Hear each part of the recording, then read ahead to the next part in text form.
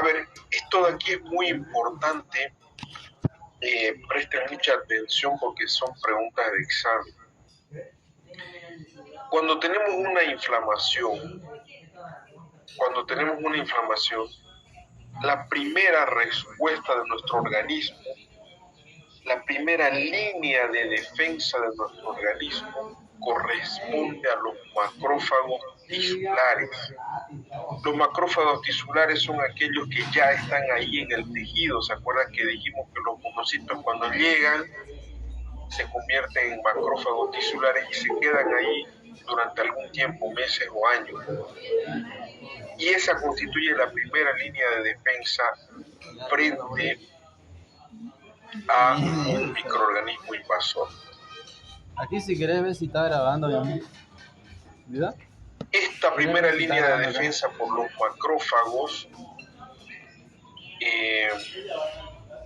van a desarrollar sus acciones fagocíticas en los primeros minutos de comenzada la inflamación, es decir, inmediatamente ingresa un germen a una zona o tejido, es reconocido por nuestro organismo y los macrófagos que están ahí van a ir a actuar frente a ese germen.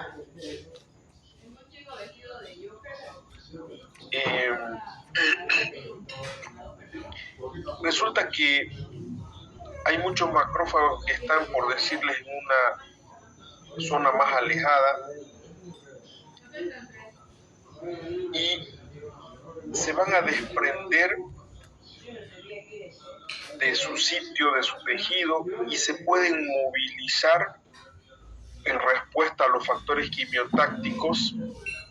Se van a movilizar en respuesta a los factores quimiotácticos hasta donde está la zona de inflamación. Bueno, lo que quiero que quede claro, y es pregunta de examen, la primera línea de defensa constituye los macrófagos tisulares que están en el tejido invadido. La segunda línea de defensa es la invasión del tejido inflamado por los neutrófilos. Los neutrófilos están circulando en la sangre y llegan gracias a los factores quimiotácticos. Y los primeros en llegar son los neutrófilos, y hemos dicho que también se llaman segmentados. Estos neutrófilos o segmentados son la segunda línea de defensa. Estos llegan, repito, por la sangre e invaden el tejido del área inflamada, y en la primera hora a partir del comienzo de la inflamación, gracias a la quimiotaxis, está llena de neutrófilos o segmentados. Este número de neutrófilos va a ir aumentando horas después. Dependiendo del grado de inflamación, se pueden multiplicar 4 o 5 veces su número en la zona inflamada. A esto se le llama neutrofilia y se debe a los productos de la inflamación que son transportados por la sangre hacia la médula ósea, que incrementa la formación de neutrófilos para ayudar a combatir en la zona inflamada.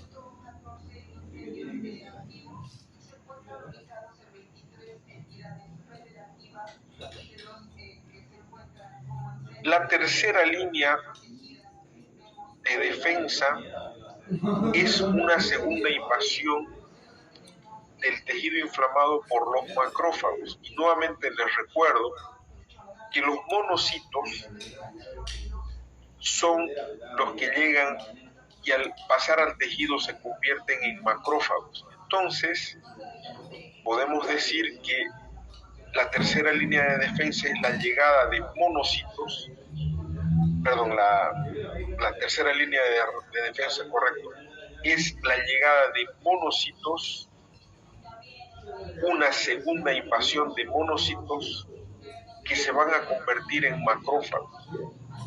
Recuerden que por la sangre llegan los neutrófilos o segmentados y es la segunda línea de defensa.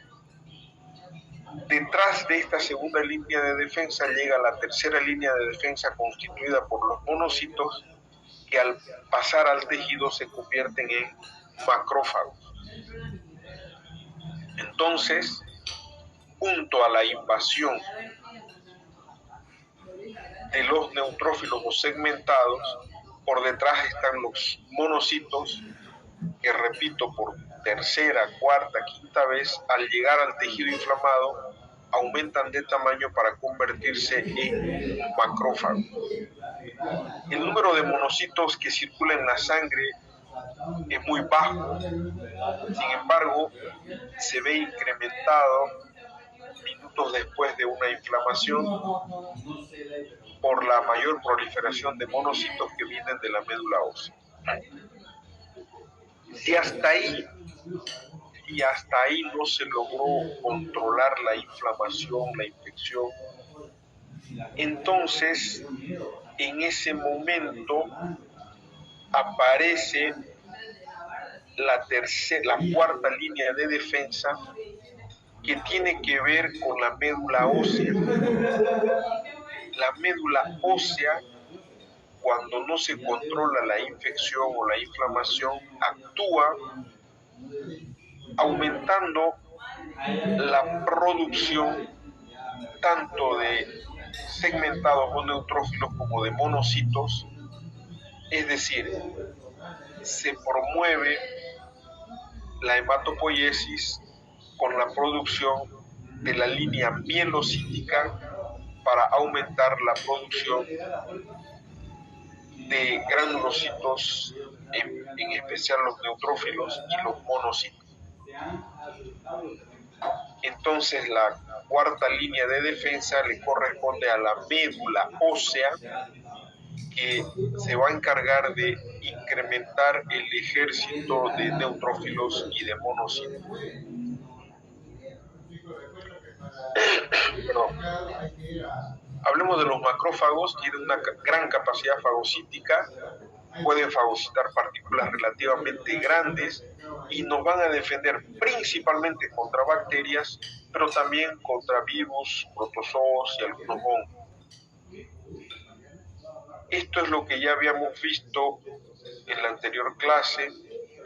Los macrófagos también pueden eliminar algunos tipos de desechos, como los tatuajes, etcétera, o partículas de alguna, es decir, por ejemplo, cuando una persona se mete una astilla de madera, qué sé yo,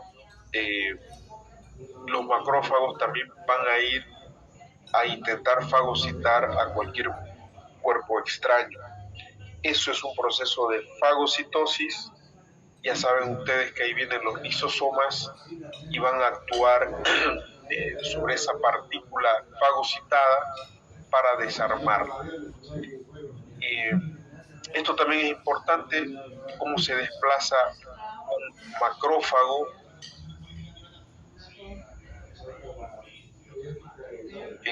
Vamos a dar paso a sus compañeros. Perdón, estoy dando ingreso. Entonces, cuando el macrófago va a fagocitar a la bacteria, al virus, no interesa, ahí viene, les decía, los lisosomas que fraccionan a ese virus, esa bacteria, exponiendo sus antígenos. Y es aquí donde viene el linfocito. Recoge, fíjense ustedes, recoge esa información y se la lleva. A partir de esa información, de ese antígeno, de esa bacteria o virus, van a suceder dos cosas. Una para el momento actual, que es la formación de citoquinas, que van a ir a destruir al resto de, en este caso pueden ser bacterias o virus que han invadido. Y lo otro que sucede es que esa célula, ese linfocito, se va a clonar, y producto de esa clonación, la nueva célula tiene toda la información necesaria toda la información necesaria de esa bacteria o ese virus que ingresó para el futuro.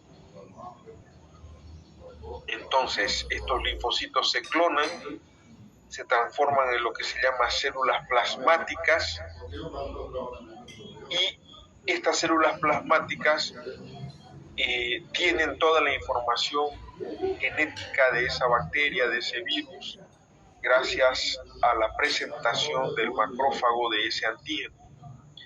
Esto hace que la población del clon, con la información de ese virus o esa bacteria, pueda aumentar en gran medida según las necesidades, poblando los tejidos vecinos, los ganglios.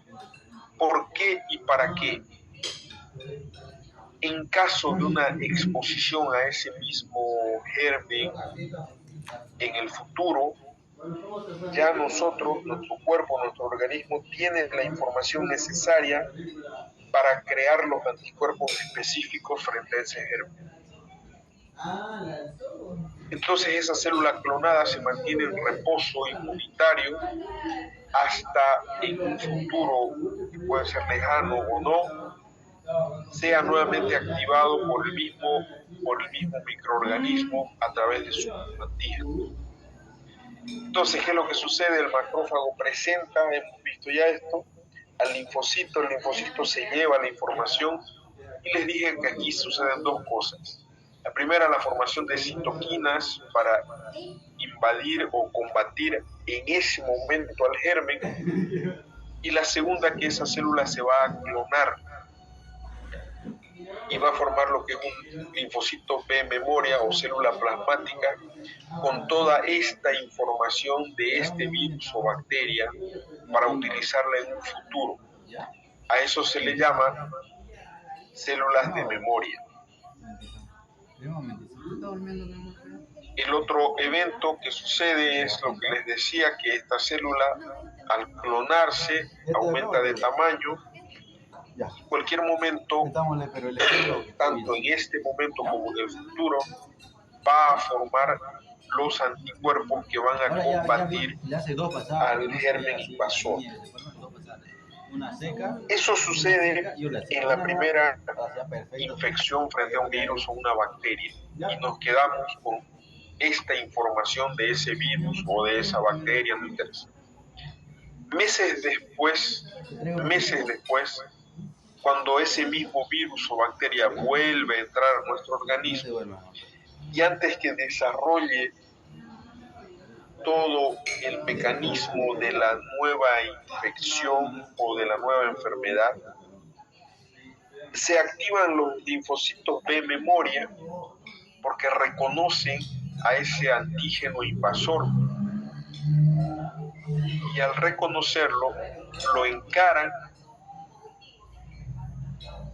lanzan los anticuerpos frente a ese germen específico, y de esta manera se va a ir a destruir virus o bacteria que haya ingresado. Este es el principio fundamental del por qué debemos vacunarnos. Respeto mucho a los antivacunas, pero es cuestión de leer un poquito e informarse, porque realmente el vacunarse, el adquirir los anticuerpos de esa enfermedad que nos va a proteger frente a una segunda, tercera o cuantas veces el virus o bacteria que quiera ingresar a nuestro organismo, y el tener este sistema de defensa prácticamente activo es el principio fundamental de la vacunación. Y lo que hace la vacunación o la forma directa de enfrentar a un virus, a una bacteria, es la producción, de estos anticuerpos llamados inmunoglobulinas. Los anticuerpos son proteínas de tipo gamma globulina llamadas inmunoglobulinas, que tienen una porción variable y una porción constante. Esta porción constante es la responsable de algunas propiedades como la difusión,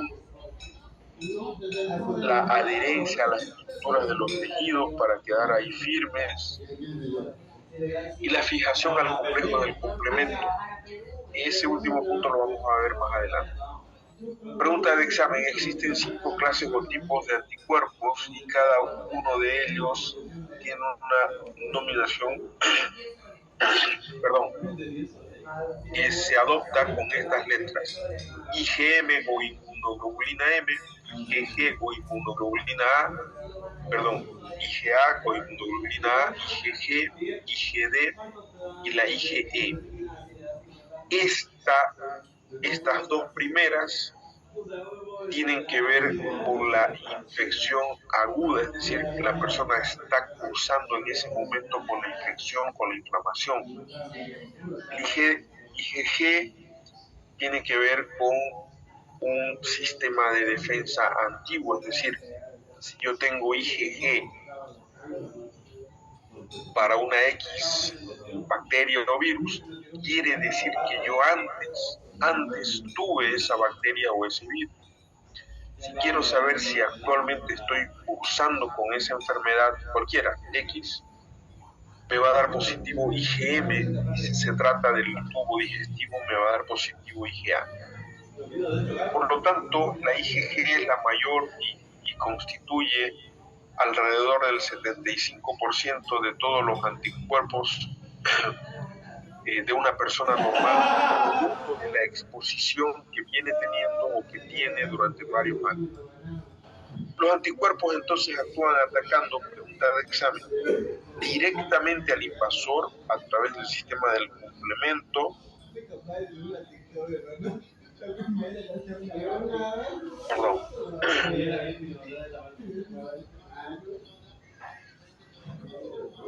que sigo resfriadito. Entonces se unen por aglutinación a múltiples partículas de gran tamaño, como bacterias, pueden ser eritrocitos, formando agregados moleculares grandes, precipitando, o por precipitación propiamente dicha, por la que un complejo molecular de antígeno y anticuerpos solubles se hace tan grande que acaba volviéndose insoluble y precipita.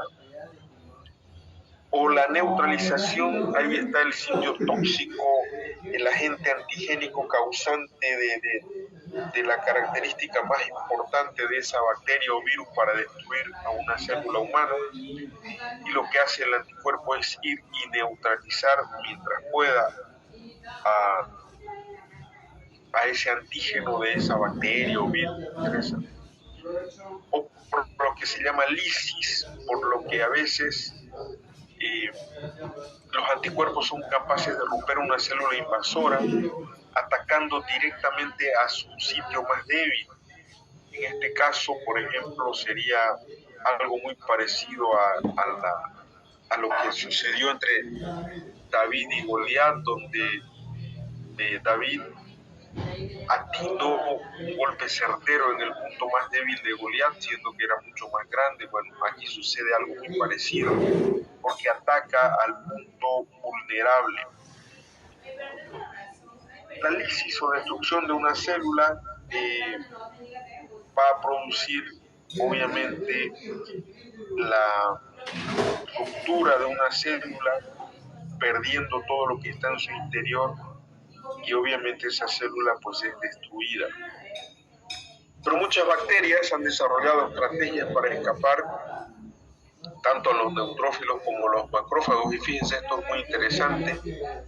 Por ejemplo, algunas bacterias permanecen en lugares donde no hay fagocitos, ejemplo en las vías urinarias, es decir, en las vías urinarias no hay mucho fagocitos o neutrófilos o monocitos que estén circulando por ahí, y eso sucede en las vías urinarias, por eso es muy frecuente las infecciones urinarias. Otras bacterias como la Salmonella, Yersinia, Brucelas se refugian dentro de otra célula y hacen sus fechorías.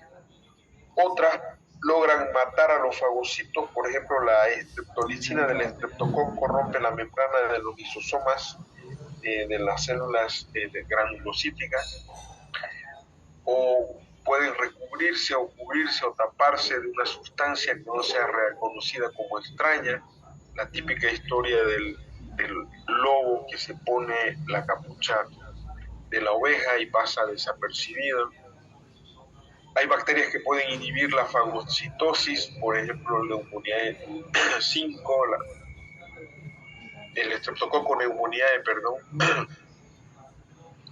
Otras bacterias, después de ser fagocitadas, pueden escapar o logran escapar de la vesícula fagocítica, por ejemplo, las rickettsias. Otras logran inhibir la fusión de los lisosomas con la vesícula fagocítica. Y otros, como el Mycobacterium leprae y la de tuberculosis, tienen una cubierta que es resistente a las enzimas. Bueno, y finalmente pues se va a dar, como todo campo de batalla, una lucha entre bacterias, tejido muerto y todo, y a eso se le llama pus. No es otra cosa que tejido necrótico, bacterias, es decir, un campo de batalla real. Y la combinación de estos tejido necrótico, neutrófilos muertos, macrófagos y todo lo demás se conoce como pus. Vamos a hablar de los eosinófilos, que son poco abundantes, 1 o 4%, no tienen enzimas antibacterianas y principalmente, pregunta de examen, se van a presentar en defensa contra parásitos multicelulares, por ejemplo los helmintos. Ahí ustedes ven un pequeño gusanito, un parásito, que se puede reproducir en gran número en las personas infectadas con parásitos. Casi todos los parásitos son demasiado grandes, es una lucha como les dije, con David contra Goliat. Y lo que hacen los eosinófilos es fijarse a la superficie del parásito, liberar una sustancia bactericida o virucida, enzima generalmente, y que va a permitir ya sea la entrada de nutrientes o la salida de sustancias larvicidas que van a matar a los parásitos invasores. Y esto se trata de atacar al punto neurálgico, de atacar al punto más débil. Por ejemplo, ustedes conocen la historia, la leyenda de, bueno, ya dijimos de David y Goliat. David, más pequeño, le da un golpe certero en la frente, ¿verdad? Qué sé yo, la leyenda de Sansón, donde tenía su punto débil, que era su cabellera. Bueno, imagínense que estas bacterias van y le cortan el cabello.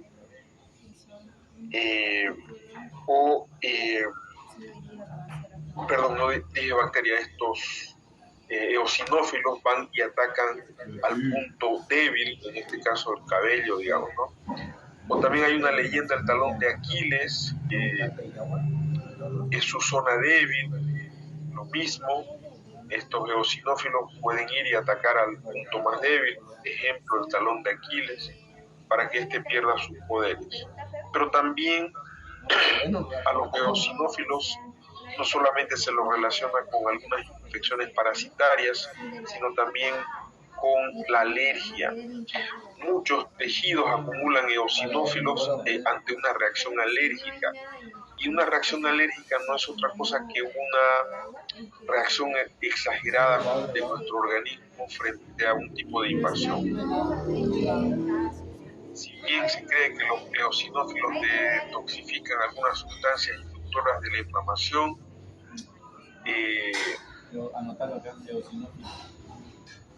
liberadas por los mastocitos y los basófilos, que ayudan en el proceso de la quimiotaxis, ¿sí?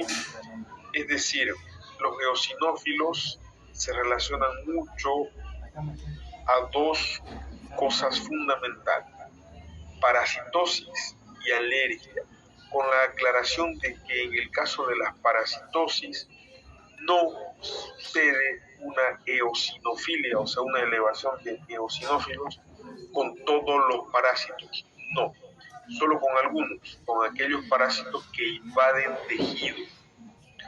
Y aquí juega un papel muy importante los basófilos, que más allá que no participan de manera directa en la eliminación de los gérmenes, su principal función está en la de proteger la función de los anticuerpos y ayudar a la función de los anticuerpos porque tienden a fijarse a los mastocitos y a los basófilos, y la fijación resultante hace que los mastocitos y los basófilos se rompan y liberen cantidades extraordinariamente grandes ¿de qué? De estas sustancias que son quimiotácticas, son las sustancias que van a atraer a otros gérmenes, a otros glóbulos blancos, Y eso es muy importante porque prácticamente los basófilos acuden en un momento muy importante para favorecer la mayor llegada de glóbulos blancos. Esto, está repetido. Bien. Aquí, este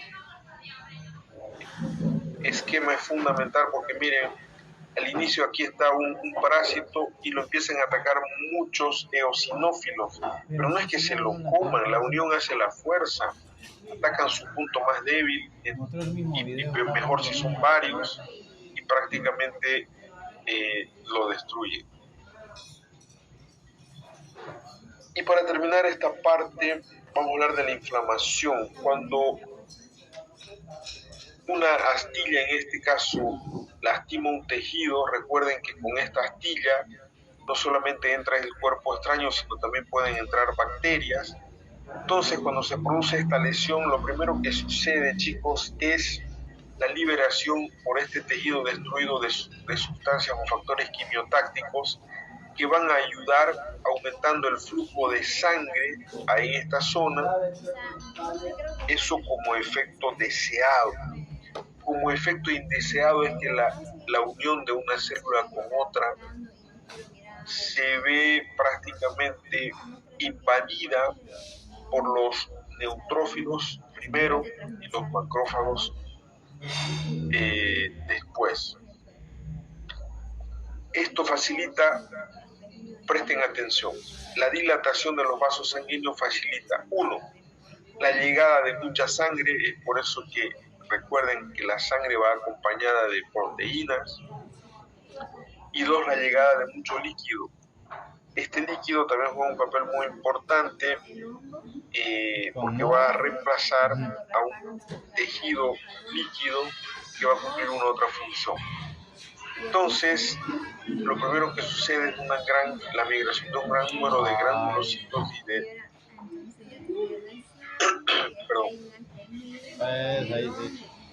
la llegada de granulocitos y de monocitos, pero recuerden que estos monocitos tienen la misión de convertirse en macrófagos. Ahora, aquí hay un punto importante. ¿Por qué se forma edema? ¿Por qué se hincha la zona? La respuesta está aquí, porque los poros de los capilares se van a dilatar. El objetivo principal es la salida de glóbulos blancos, pero lastimosamente también se pierde plasma, o sea, agua, y eso hace que haya un edema local.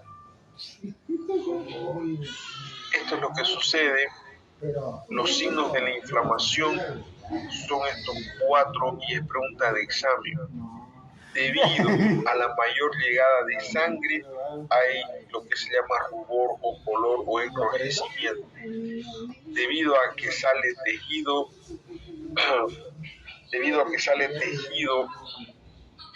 que va a promover la vasodilatación, entonces salen los glóbulos blancos, pero les cuento que también salen los glóbulos rojos y por eso es que la zona se pone roja.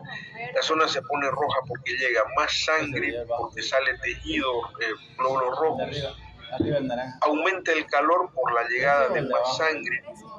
Esto se llama edema, pueden ponerlo así o pueden colocar edema. ¿Por qué hay edema? ¿Por qué hay hinchazón? Porque también, así como salen glóbulos rojos, glóbulos blancos, también sale líquido. Esa no es una acción deseada propiamente, porque la idea es que lleguen solo glóbulos blancos. Y finalmente, los mismos factores quimiotácticos afectan a los receptores del dolor y en resumen se va a producir en un área inflamada dolor, color o rubor, que es lo mismo, color o rubor, que es lo mismo, edema o tumefacción, calor y dolor. Rubor se pone rojita porque llega más sangre, tumefacción se hincha porque sale mucho líquido, mucho plasma, aumento del calor por una mayor circulación de sangre, obviamente hay mayor dolor de la zona inflamada por compromiso de los receptores del dolor. Para terminar esta parte vamos a ver, las leucemias se dividen en dos tipos generales, linfocítica y mielocítica. Las leucemias linfocíticas se deben a la producción cancerosa incontrolada de células linfáticas. Este proceso puede comenzar en los ganglios, en el tejido, y lo más triste es que se va a diseminar a otras zonas. Y la otra estirpe de leucemia es la mielocítica, que va a comenzar con la producción de la línea mielocítica para dar lugar a una mayor formación de neutrófilos o segmentados, o monocitos, o basófilos, o eosinófilos. Estas células leucémicas no son funcionales, es decir, puedo tener un ejército de 30.000, 40.000 glóbulos blancos, pero el menor resfrío, la menor infección o inflamación pueden matar a la persona, porque estos glóbulos blancos no son funcionales. Casi todas las leucemias se extienden al vaso, a los ganglios, al hígado, y obviamente esto hace que la persona se deteriore mucho más, porque recuerden que la leucemia es un tipo de cáncer en la sangre, en los glóbulos blancos.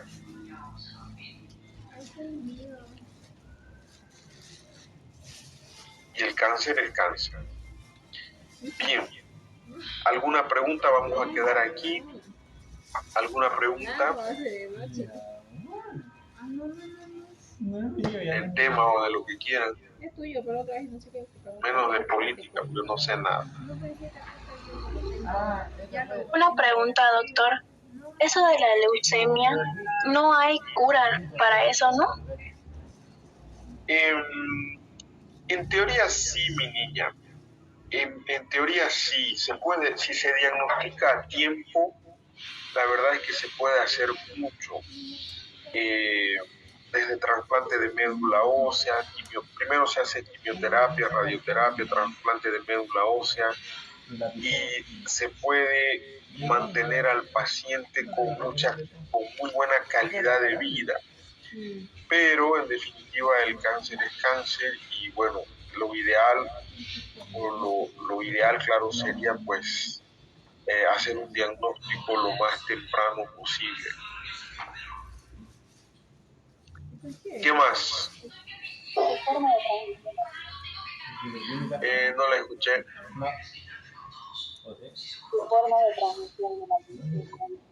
¿De transmisión de qué?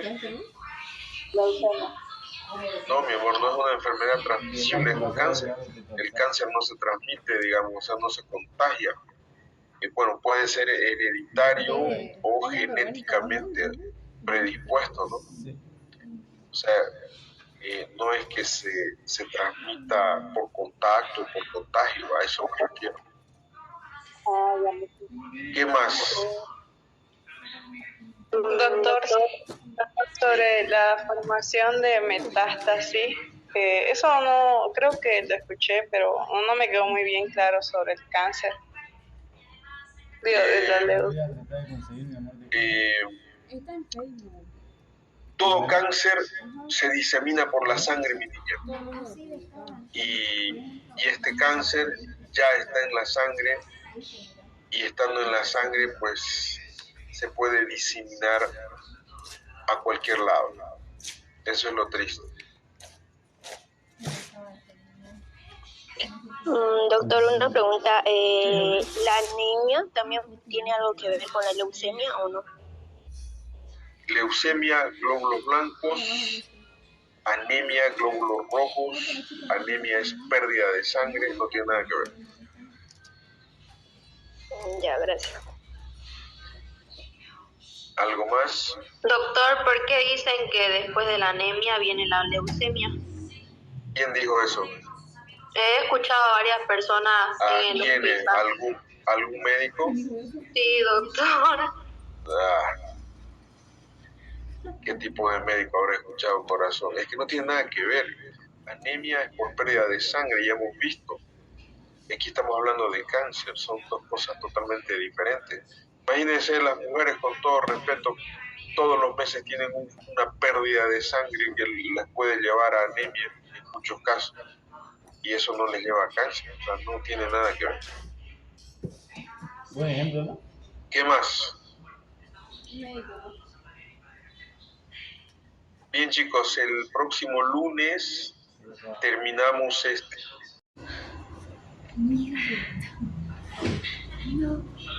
¿Sabes qué, mi amor?